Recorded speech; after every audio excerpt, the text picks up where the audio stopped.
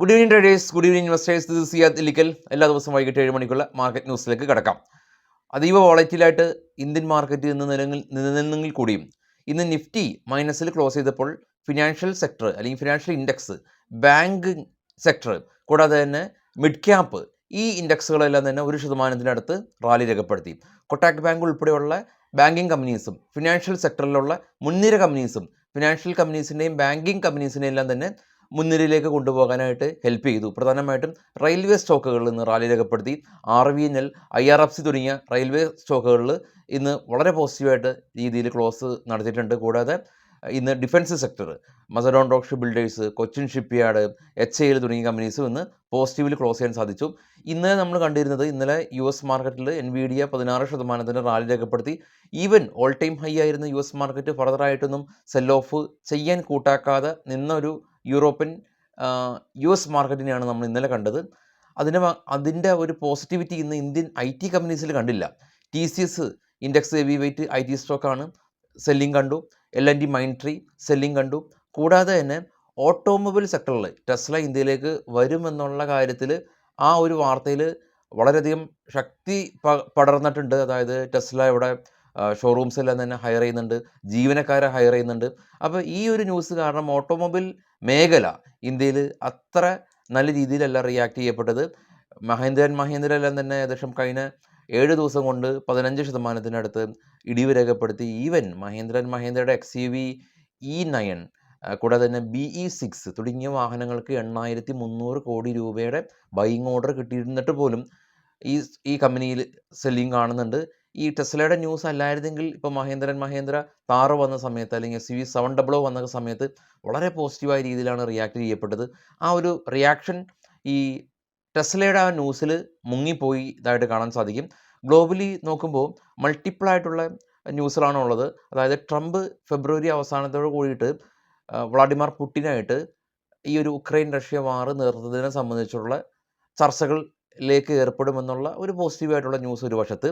മറ്റൊരു വശത്ത് ഈ ഫാർമ സെക്ടറിലും ഈ ഓട്ടോ സെക്ടറിലും എല്ലാം തന്നെ താരിഫ് ഹൈക്കുകളെല്ലാം തന്നെ ഏപ്രിൽ 2 കൂടിയിട്ട് പ്രഖ്യാപിച്ചേക്കാം എന്നുള്ള ന്യൂസാണ് US നിന്ന് മിക്സഡ് ആയിട്ടുള്ളത്.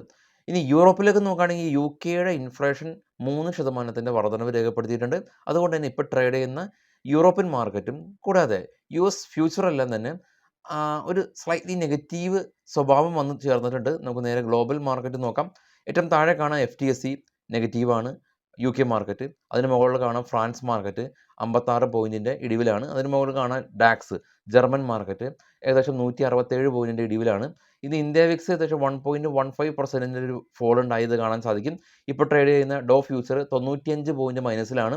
ഏഷ്യൻ മാർക്കറ്റിലെല്ലാം തന്നെ അവസ്ഥകൾ നമ്മൾ കണ്ടു കഴിഞ്ഞു. ഏറ്റവും ടോപ്പിൽ നിന്ന് മൂന്നാമത് ഗോൾഡെല്ലാം തന്നെ എത്തി നിൽക്കുന്നത് $2,934 പെർ ഔൺസിനാണ്. അപ്പോൾ ഈ ഒരു ഇയർ നിഫ്റ്റി നോക്കുമ്പോൾ നിഫ്റ്റി പോസിറ്റീവായിട്ടുള്ള ഒരു റിട്ടേൺ നമുക്ക് തന്നിട്ടില്ലെങ്കിൽ കൂടിയും ഈ ഗോൾഡെല്ലാം തന്നെ അലോക്കേറ്റ് ചെയ്ത ആളുകൾ, അതിപ്പോൾ STB ആയിക്കോട്ടെ, അല്ലെങ്കിൽ ഗോൾഡ് ETF ഫണ്ടുകളായിക്കോട്ടെ, ഈവൻ ഫിസിക്കൽ ഗോൾഡ് വാങ്ങിച്ച ആളുകളെ പോലും നല്ല രീതിയിൽ ഗോൾഡ് ഹെൽപ്പ് ചെയ്തിട്ടുണ്ട് എന്ന് ഇത് കാണാൻ സാധിക്കുന്നുണ്ട്.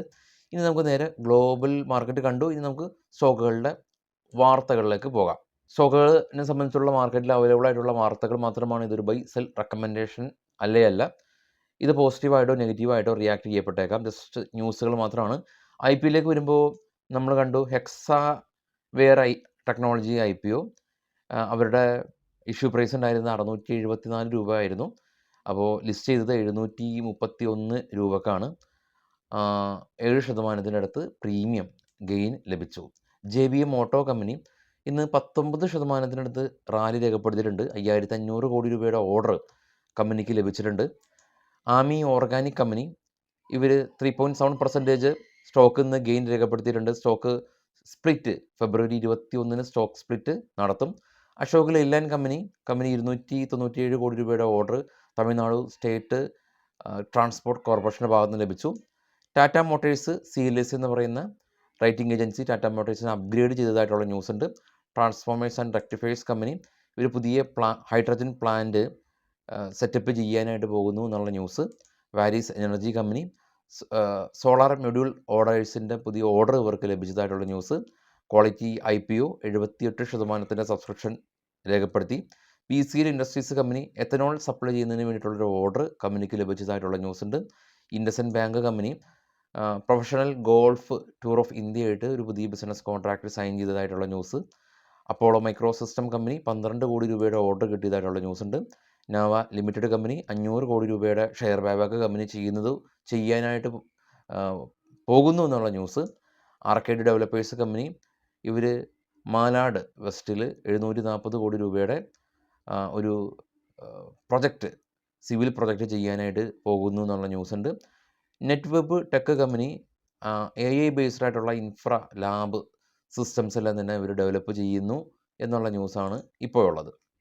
ഇനിയിപ്പോൾ നാളെ നമുക്ക് നിഫ്റ്റിയുടെ എക്സ്പയറിയാണ്. അടുത്ത ആഴ്ചയിലേക്ക് നമുക്ക് മന്ത്ലി എക്സ്പയറീസ് എല്ലാം തന്നെ വരും. പക്ഷേ അത് വ്യത്യസ്ത ദിവസങ്ങളിലൊന്നല്ല. ഇപ്പോഴത്തെ അവസ്ഥയിൽ ഇപ്പോൾ ബയേഴ്സ് എല്ലാം തന്നെ വളരെയധികം റെസ്ട്രിക്റ്റഡ് ആയിട്ടുണ്ട്. കാരണം 75 ലോട്ട് സൈസ് എല്ലാം തന്നെ ഉള്ളത്. കൂടുതൽ ഫോക്കസ് ചെയ്ത് മാർക്കറ്റിൽ സമീപിക്കുന്ന ആളുകളാണ് ഇപ്പോൾ നിലവിലുള്ളത്. സ്വാഭാവികമായിട്ടും പഠനത്തിൻ്റെ എല്ലാം തന്നെ ആവശ്യകത വളരെയധികം ഏറി വരുന്ന ഒരു മാർക്കറ്റ് കണ്ടീഷനിലാണ്. കാരണം നല്ല വോളറ്റിലിറ്റി ഉണ്ട്. അത്യാവശ്യം ക്യാപിറ്റൽ വേണം ഇപ്പോൾ മാർക്കറ്റിൽ പാർട്ടിസിപ്പേറ്റ് ചെയ്യാനായിട്ട്. അപ്പോൾ ഉള്ള ക്യാപിറ്റലിനെ പ്രൊട്ടക്റ്റ് ചെയ്യാനായിട്ട് മികച്ച രീതിയിലുള്ള പഠനം അത്യന്താപേക്ഷിതമാണ് എന്നുള്ള ഓർമ്മപ്പെടുത്തലാണ് ഇപ്പോൾ മാർക്കറ്റിൽ ഉണ്ടാക്കുന്ന ഒരു റിയാക്ഷൻ. നാളെ രാവിലെ കാണാം. Thank you.